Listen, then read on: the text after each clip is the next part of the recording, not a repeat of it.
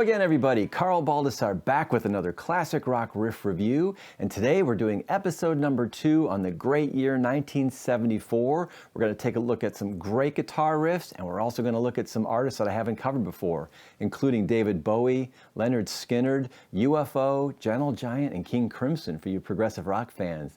So let's dig into the year 1974, part 2.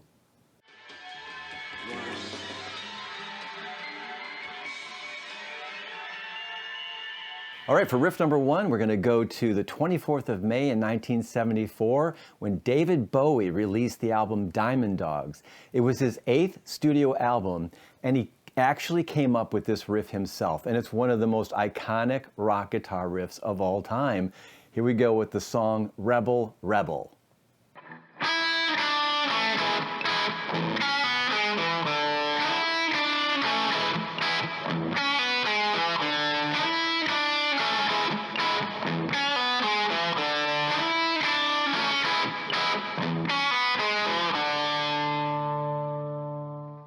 That is such a cool riff, man. Hats off to David Bowie for coming up with that great figure. It's actually a little trickier than you think, and when I was trying to break it down to get exactly the sound, I realized it's rather fussy in terms of how you finger it and how you pick it. Let me show you what I mean. So as far as the fingering of it goes, you actually want to have 2 strings ringing at the same time on the first 2 notes.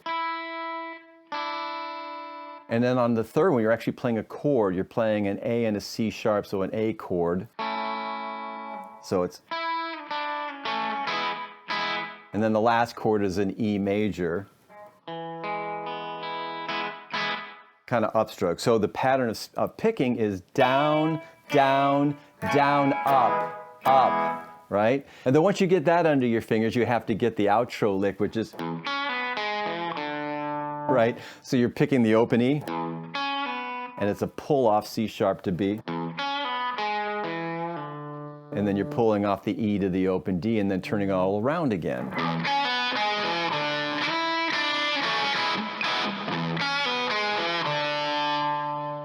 There is some question about who's actually playing the guitar during the studio track, whether it was Alan Parker or David Bowie. Nonetheless, it's a great track, it's a great riff. Rebel Rebel by David Bowie.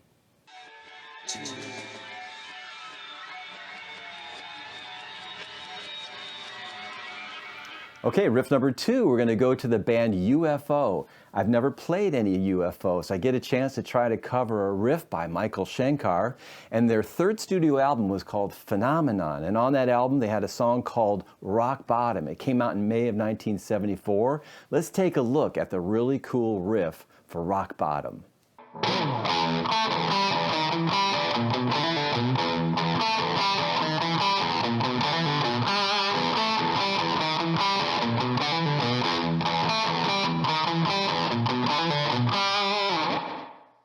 And then figure 2 for the chorus, he's doing the same lick, but he actually has a little chromatic turnaround that gets him to the chorus. It goes like this.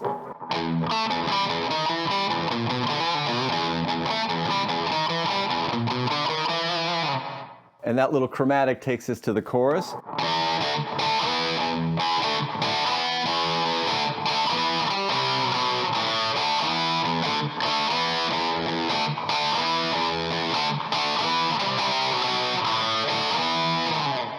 So this riff gives me a great opportunity to explain to you beginning guitar players, or actually a reminder for all guitar players, that if you want to play fast, you gotta start slow. This is an ideal riff to demonstrate that because there's this wild string skipping that's going on. Let me explain to you the way he's picking this, and you'll understand why you want to start slow. Watch this really crazy alternative pattern where he's going down to the open E after every note. It's really crazy, so check this out.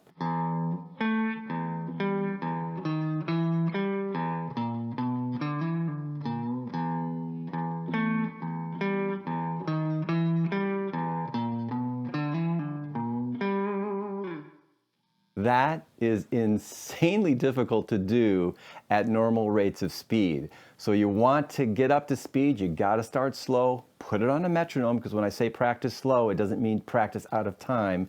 You want to practice it against a steady beat and get those alternate open E's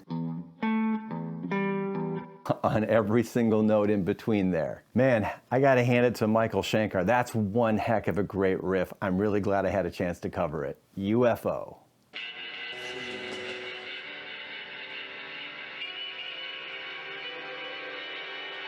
Riff number 3, we have the progressive rock band King Crimson and the epic riff Red, which was released on the 6th of October 1974. This is an incredible riff. Let me play you the first figure of that riff. Ready? Let's go.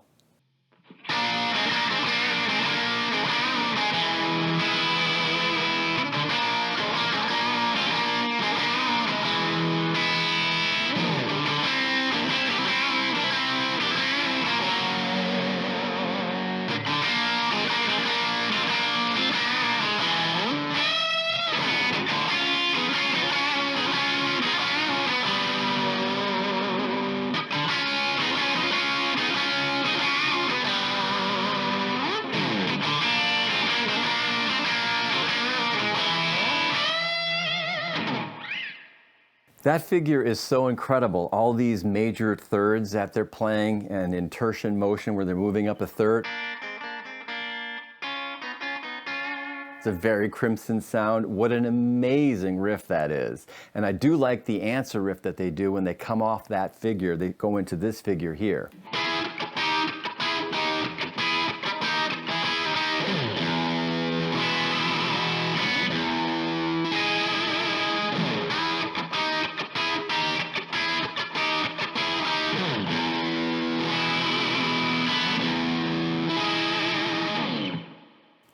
What a great answer to that main riff, and it's really cool because they're sticking with the major thirds, but they're doing them in half steps.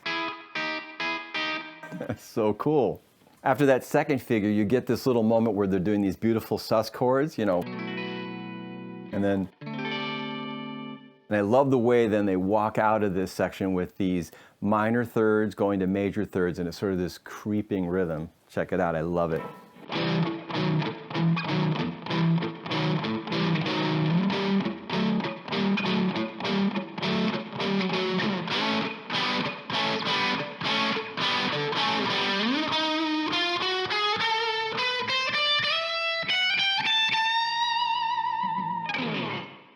And they end with this kind of cool octatonic line.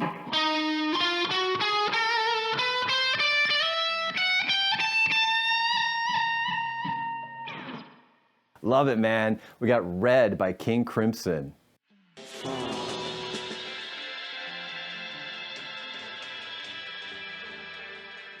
Riff number 4, we have the band Lynyrd Skynyrd, and from their album Second Helping, which came out on the 15th of April 1974, with a song written by J.J. Cale. I didn't know that.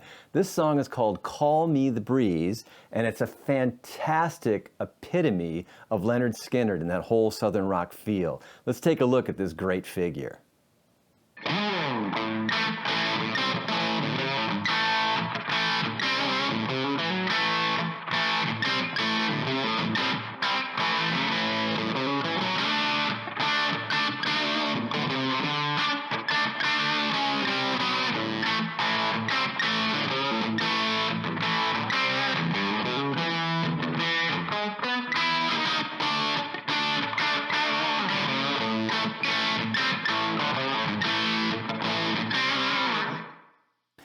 What an amazingly groovy riff this thing is, my goodness. And it's kind of like almost, you have to be raised in that culture to get that super swingy, swampy kind of groove going on. So I spent a little time trying to immerse myself in the feel of this thing to get me even close. But man, I really, really like this riff and the feel of this band. Lynyrd Skynyrd, Call Me the Breeze.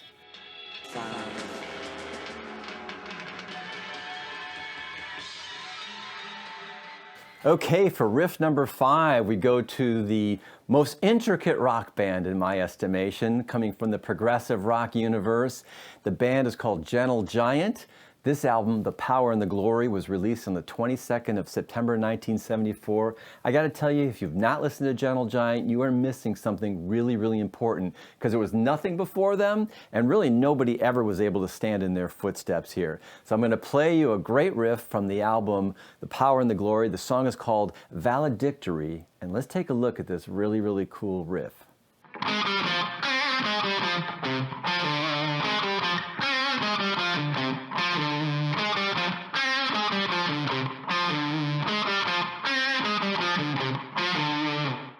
What's so cool about this band, and this riff really exemplifies it, is that these guys aren't afraid to do something in the Locrian mode. And right here we've got this kind of D half diminished seventh arpeggio where it becomes a great rock riff. Imagine that, right? They're just merely playing around a D half diminished seventh.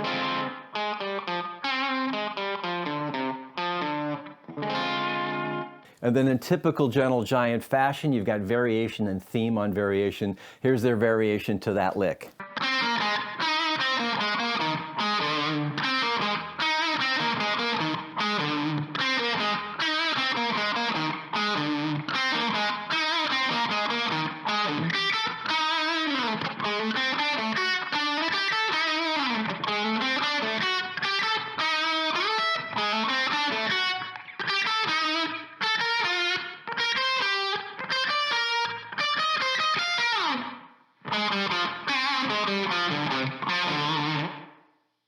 Make sure you check out my deep dive episode into 10 great riffs from Gentle Giant on my channel. If this is the first time you're hearing Gentle Giant and you like it, or if you're just an enthusiast and love Gentle Giant, be sure to check out my album Collinwood Yards. It's a progressive rock album. You can find it on my website, carlbaldassarremusic.com. There's a lot of influence from Gentle Giant on that album, specifically the song Figures.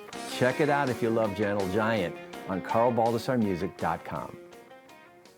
So that wraps up my episode on 1974, the greatest riffs, and be sure to send me some comments if there's other riffs that I'm sure I left out. I'd love to cover those for you. I want to welcome all my new subscribers, thank my existing subscribers. Be sure you hit the notification bell so you're getting all of my new content as I put it out. Please like and share, and we will see you again. I'm Carl Baldassarre.